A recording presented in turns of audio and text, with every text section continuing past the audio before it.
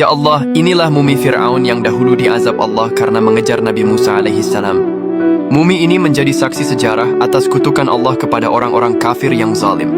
Para ilmuwan yang meneliti jasad Fir'aun ini banyak menemukan bukti kebenaran Al-Quran. Profesor Maurice Bucaille berhasil menemukan fakta bahwa terdapat sisa-sisa garam yang masih melekat pada jasad mumi Fir'aun ini. Perlu diketahui, dahulu jasad Fir'aun berhasil ditemukan dari laut dan kemudian dijadikan mumi dan diawetkan hingga sekarang. Ajaibnya, jauh sebelum para ilmuwan modern meneliti tentang jasad Fir'aun, Allah Subhanahu wa Ta'ala telah menjelaskannya dalam kitab suci Al-Quran surah Yunus ayat 92. Untuk menunjukkan Fir'aun yang mengaku sebagai Tuhan itu telah benar-benar mati, maka Allah Subhanahu wa Ta'ala selamatkan jasad Fir'aun agar kisah hidupnya dan azab yang menimpanya dapat menjadi pelajaran bagi orang-orang di masa yang akan datang. Dan terbukti, orang-orang di masa kini bisa melihat bukti jasad atau mumi Fir'aun yang masih utuh dan mengandung banyak sisa garam laut. Fir'aun adalah julukan terhadap penguasa di era Mesir kuno. Ada beberapa Fir'aun di Mesir yang pernah berkuasa, di antaranya adalah Fir'aun yang hidup sezaman dengan Nabi Musa alaihissalam. Fir'aun pernah mengejar Nabi Musa alaihissalam sampai ke Laut Merah, namun Nabi Musa bisa jalan dan membelah lautan. Ketika Fir'aun mengejar hingga di tengah laut yang terbelah, dia lalu ditenggelamkan oleh Allah. Sementara, Nabi Musa dan orang-orang yang ikut bersamanya sudah berhasil menyeberangi Laut Merah. Fir'aun adalah raja yang dikenal dengan sosoknya yang kejam. Kisahnya diceritakan dalam Al-Quran tatkala berhadapan dengan Nabi Musa yang diutus kepadanya. Fir'aun bahkan mengaku bahwa dirinya Tuhan, sehingga seluruh rakyatnya harus tunduk padanya. Ia memperlakukan rakyat dengan kejam tanpa belas kasihan. Ia memeras pajak yang tinggi dan menjadikan kaum Bani Israel sebagai budak-budak kerajaan.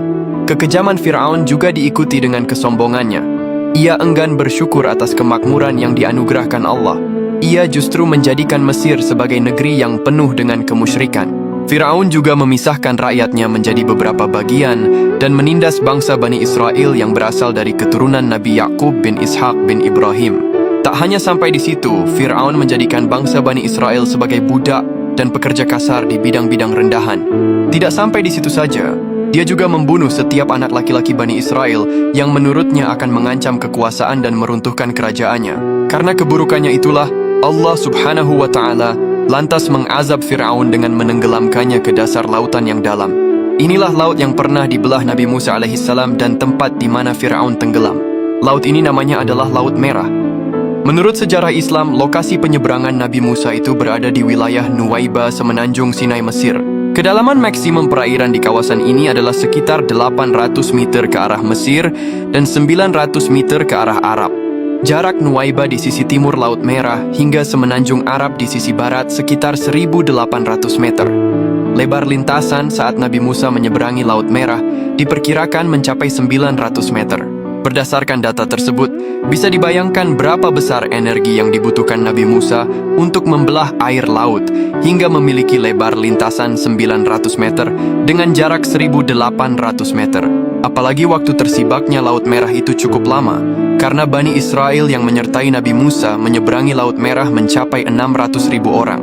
Menurut perhitungan fisika, jika pembelahan Laut Merah tersebut berlangsung 4 jam saja, maka dibutuhkan tekanan sebesar 2,8 juta Newton per meter persegi. Jika dikaitkan dengan kecepatan angin, akan melebihi kecepatan angin pada saat terjadi badai angin kencang. Sungguh Maha Suci Allah yang telah memberikan mukjizat luar biasa kepada Nabi Musa. Allahumma sholli ala Sayyidina Muhammad.